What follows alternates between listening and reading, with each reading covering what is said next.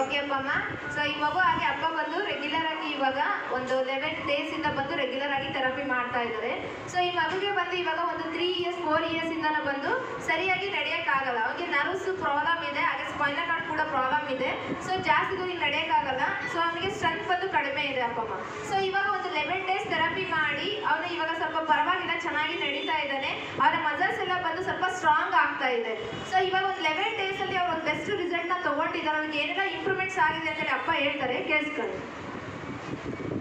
ನನ್ನ ಹೆಸರು ಬಂದು ಮಾಂತೇಶ್ ಅಂತೇಳಿ KSRC ವರ್ಕ್ ಮಾಡ್ತೇನೆ. ನಮ್ಮ ಮಗನಿಗೆ ನರ್ವಸ್ ಸಿಸ್ಟಮ್ ಹೋಗ್ಲಿಕ್ಕಿತ್ತು ಕೂಡ ಡಾಕ್ಟ್ರ್ ಕಡೆ ಎಲ್ಲ ತೋರಿಸಿದ್ರು. ದಾವಣಗೆರೆ, ಹುಬ್ಬಳ್ಳಿ, ಬೆಂಗಳೂರು ಎಲ್ಲ ತೋರಿಸಿದ್ರೆ ಭಾಳ ಖರ್ಚು ಮಾಡಿದೆ. ಇದು ಸಿಕ್ಕಾಪಟ್ಟೆ ಖರ್ಚು ಮಾಡಿದೆ. ಡಾಕ್ಟ್ರ್ ಏನಂದ್ರೆ ಇಲ್ಲ ಉಳಿದಿಲ್ಲ ಮಗು, ಯಾಕೆ ತೋರಿಸ್ತೀರ ಅಂತ ಹೇಳಿದರು. ನಾನು ಆಯುರ್ವೇದಿಕಲ್ಲಿ ಮಸಾಲೆ ಟ್ರೀಟ್ಮೆಂಟ್ ಮಾಡಿಸಿ ಹೀಗಾಗಿ ಬರ್ತಾ ಇದ್ದೇನೆ. ಅಡ್ಡಾಡ್ತಿದ್ದಿಲ್ಲ ಅವ್ರು ಮೊದಲೇ ಸ್ವಲ್ಪ ಅಂದರೆ ವೀಕ್ ಎಷ್ಟು ಹೋಗಿ ಬಿಟ್ಬಿಡ್ತಿದ್ದ. ಇವಾಗ ಅಡ್ಡಾಡ್ತಾ ಇದ್ದಾನೆ ಅಂತ ದೂರ ಓಡಾಡ್ತಾನೆ. ಆಮೇಲೆ ಜಾಸ್ತಿ ಮಾಡ್ತಾನೆ, ಅವ್ಳಿಗೆ ಹೊಡಿತಾನೆ. ಮತ್ತು ತೆಲುಗು ಕೂಡ ಅವನಿಗೆ ಇರ್ಬೇಕಾಗ್ತಿದ್ದಿಲ್ಲ, ವೀಕ್ ಇದ್ದವನು. ಇವಾಗ ತೆಲುಗು ಕೂಡ ಎದುರ್ತಾನೆ, ಅಕ್ಕಿಗೂ ಜಾಸ್ತಿ ಮಾಡ್ತಾನೆ, ಅಕ್ಕಿಗೆ ಹೊಡಿತಾನೆ. ಮೊದಲು ಅವಳೇ ಹೊಡಿತಿದ್ದೆ, ಅವಳಿಗೆ ಹೊಡೆದ್ಕೊಂಡು ಆಡ್ತಾ ಇದ್ದ. ಇವಾಗ ಅಕ್ಕಿಗೆ ಇವನು ದವಾಸಿ ಹೊಡಿತಾ ಇದ್ದಾನೆ. ಚೆನ್ನಾಗಿ ಇಂಪ್ರೂವ್ಮೆಂಟ್ ಆಗಿದೆ. ನರ್ವಸ್ ಸಿಸ್ಟಮ್ ಮಾತ್ರ ಇಂಪ್ರೂವ್ಮೆಂಟ್ ಆಗಿದೆ. ಆಮೇಲೆ ಕಾಲು ಬಂದು 2 ಕಾಲು ಬಾವು ಬಂದಿದ್ದು, ಅವು ನರು ಕಾಫ್ ಮಸಲ್ಸ್ ಆಗಿತ್ತು. ಒಂದು ಇಲ್ಲಿ ಬಂದು ಥೆರಪಿ ಕೊಡೋಕ್ಕಾಗ್ತಿದ್ದಾಗ ಕಾಫ್ ಮಸಲ್ಸ್ ಎಲ್ಲ ಪೂರ ಕರಗಿ ಇವಾಗ ಚೆನ್ನಾಗಿ ಓಡಾಡ್ತಾ ಇದ್ದಾನೆ. ಓಡಾಡೋದು ಕೂಡ ಸ್ಟಾರ್ಟ್ ಮಾಡಿದ್ದಾನೆ. ನಮ್ಗೆ ಭಾರಿ ಖುಷಿಯಾಗಿತ್ತು ಇಲ್ಲಿ ಹೊರಕಂತಿದ್ದಾಗ. ಮತ್ತು ನನಗೆ ಕೂಡ ಬ್ಯಾಕ್ ಪೇನ್ ಇತ್ತು. ಬ್ಯಾಕ್ ಪೇನ್ ಕೂಡ ಒಂದು 10 ದಿನದಲ್ಲಿ ಪೂರ ಕಡಿಮೆ ಆಗಿದೆ. ಡಾಕ್ಟರ್ ತೋರಿಸಿದ್ರು 1 ಲಕ್ಷ ರೂಪಾಯಿ ಖರ್ಚು ಮಾಡ್ಬೇಕಂದ್ರು. ಸ್ಕ್ಯಾನಿಂಗ್ ಮಾಡೋಕ್ಕೆ 4,000 ರೂಪಾಯಿ.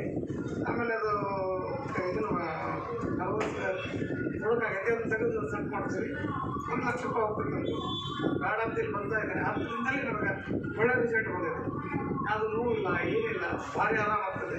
ಥೆರಪಿ ತೊಗೊತಾ ಇದ್ದೇನೆ, ಭಾರಿ ಚೆನ್ನಾಗಿ ಆಗ್ತದೆ. ನನಗಿಂತ ನನ್ನ ಮಗನ ಕೂಡ ಭಾರಿ ಚೆನ್ನಾಗಿದೆ. ಖುಷಿಯಾಗಿದೆ. ಡಾಕ್ಟರ್ ನನಗೆ ಹೇಳಿದರು ಅವ್ರಿಗೆ ಆರಾಮಾಗೋದಿಲ್ಲ ಅಂದ್ರೆ ಅಂಥದ್ದು ಆರಾಮ ಆಗ್ತಾ ಇದ್ದಲ್ಲ, ಅದೇ ನನಗೆ ಭಾರಿ ಖುಷಿಯಾಗಿದೆ. ಏನಿಲ್ಲ ಇಷ್ಟೇ. ಸ್ಕೂಲ್ಗೆ ಹೋಗ್ತಾಯಿದ್ದಾರೆ, 2ನೇ ಕ್ಲಾಸ್ ಸ್ಕೂಲ್ಗೆ ಹೋಗ್ತಿದ್ದಾರೆ. ಇವಾಗ ಚೆನ್ನಾಗಿ ನಡೀತಾ ಇದ್ದಾರೆ. ಮೊದಲು ಇಷ್ಟು ನಡೀತಿದ್ದಿಲ್ಲ, ಸುಮಾರು ದಿನದಿಂದ ನಡೀತಿಲ್ಲ. ಇವಾಗ ನಡೀತಾ ಇದ್ದಾನೆ. ಭಾರಿ ಆ್ಯಕ್ಟಿವ್ ಇದ್ದಾನೆ. ಭಾರಿ ಆ್ಯಕ್ಟಿವ್ ಇದ್ದಾನೆ. ಮೊದಲು ಇಷ್ಟು ಆ್ಯಕ್ಟಿವ್ ಇದೆಯಲ್ಲ, ಇವಾಗ ಒಂದು ಆ್ಯಕ್ಟಿವ್ ಕೂಡ ಆಗಿದ್ದಾನೆ. ಚೆನ್ನಾಗಿ ಆ್ಯಕ್ಟಿವ್ ಇದ್ದಾನೆ. ಊಟ ಹಸು ಚೆನ್ನಾಗಿದೆ. ಎಲ್ಲ ಮುಖದಲ್ಲಿ ಹೆಲ್ದಿ ಲಕ್ಷಣ ಇದೆ. ನಾರ್ಮಲ್ ಸುಮ್ಮನೆ ಕೂತ್ಕೊಂಡಾಗ ನೋಡ್ರಿ ಗೊತ್ತಾಗಲ್ಲ. ಇಲ್ಲಿ ಆ್ಯಕ್ಟಿವ್ ಇದ್ದಾನೆ. ವಾಕ್ ಮಾಡಿದ್ರೆ ಗೊತ್ತಾಗೋದು ಅವ್ನಿಗೆ ಸ್ವಲ್ಪ ಡಿಸಬಿಲಿಟಿ ಇದೆ ಅಂತ. ಅವಳೆ ನನ್ನ ಮಗಳು ಮುಂದೆ ಹೊಡಿತಿದ್ರು. ಇವಾಗ ಇವನೇ ಆ್ಯಕ್ಟಿವ್ ಬರ್ತಾ ಇದ್ದಾನೆ. ಚೆನ್ನಾಗಿ ಆ್ಯಕ್ಟಿವ್ ಇದೆ. ನರ್ವಸ್ ಸಿಸ್ಟಮ್ ಅಂತ ಚೆನ್ನಾಗಿ ಕೆಲಸ ಮಾಡ್ತಾಯಿದ್ವಿ. ಇದು ಬರ್ಬೋದು, ಯಾರಾದರೂ ಬರ್ಬೋದು. ಓಕೆ ಅಪ್ಪ, ಇವಾಗ ಹೊಸದಾಗಿ ಬರೋರಿಗೆ ಡೌಟ್ ಇರುತ್ತಲ್ವ, ಇದು ಕರೆಂಟ್ ಟ್ರೀಟ್ಮೆಂಟ್ ನಾವು ರೆಗ್ಯುಲರ್ ಆಗಿ ಮಾಡುವಾಗ ರಕ್ತಕ್ಕೆ ಏನಾದರೂ ಪ್ರಾಬ್ಲಮ್ ಆಗುತ್ತೆ, ಮೂಳೆಗಳೆಲ್ಲ ಸೌದು ಬಿಡುತ್ತೆ ಅಂತೇಳಿ. ಸೊ ಇವಾಗ ಈ ಮಗುನೂ ಕೂಡ 11 days ಥೆರಪಿ ಮಾಡಿಸ್ತಾ ಇದ್ದೀರಾ. ಸೊ ಅಪ್ಪ ಈ ಥರ ಏನೋ ಸೈಡ್ ಎಫೆಕ್ಟ್ಸ್ ನಿಮಗೆ ಅನಿಸ್ತಾ ಇದೆಯಾ? ಏನೇನು ಸೈಡ್ ಎಫೆಕ್ಟ್ ಇಲ್ಲ, ಯಾರೇನು ಸೈಡ್ ಎಫೆಕ್ಟ್ ಇಲ್ಲ. ಯಾರು ಹೆದರ್ಬಾರ್ದು, ಯಾರೋ ಇದನ್ನ ಭಯ ಬಿಡ್ತಾರೆ.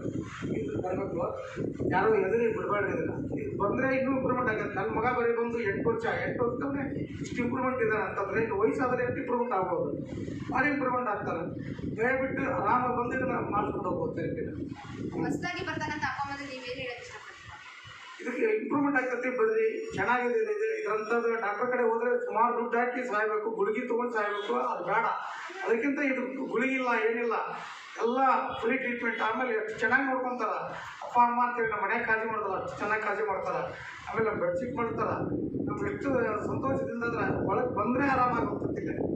ಅದು ಥೆರಪಿ ನೆಕ್ಸ್ಟು ಅದು ಒಳಗಡೆ ಬಂದರೆ ನಮ್ಮನ್ನ ಅಷ್ಟು ಪ್ರೀತಿಯಿಂದ ನೋಡ್ತಾರಲ್ಲ, ಅದೇ ನಮ್ಗೆ ಆರಾಮಾಗಿ ಹೋಗ್ತದೆ. ನೆಕ್ಸ್ಟ್ ಥೆರಪಿ ಹೋದಂಗೆ ಎಲ್ಲ ಆರಾಮಾಗ್ತದೆ. ಯಾರೂ ಭಯ ಬಿಡಬೇಡ್ರಿ, ಥೆರಪಿ ಬೀಳಕ್ಕೆ ಹೋಗ್ಬೇಡ್ರಿ, ಆರಾಮಾಗ್ತದೆ. ಬರೀ ತೋರಿಸ್ಕೊಡ್ರಿ. ನಮ್ಮ ಸಣ್ಣ 8 ವರ್ಷದ ಮಗನೇ ಆರಾಮಾಗ್ತಿದ್ದಾನೆ, ಅಷ್ಟು ಖುಷಿ ಪಡ್ತಾ ಇದ್ದೀವಿ.